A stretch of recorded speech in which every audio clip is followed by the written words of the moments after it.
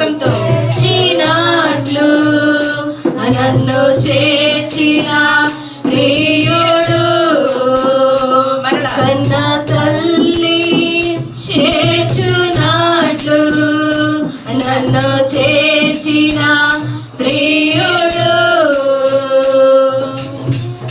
అందరం కలిసి మరొకసారి చేయి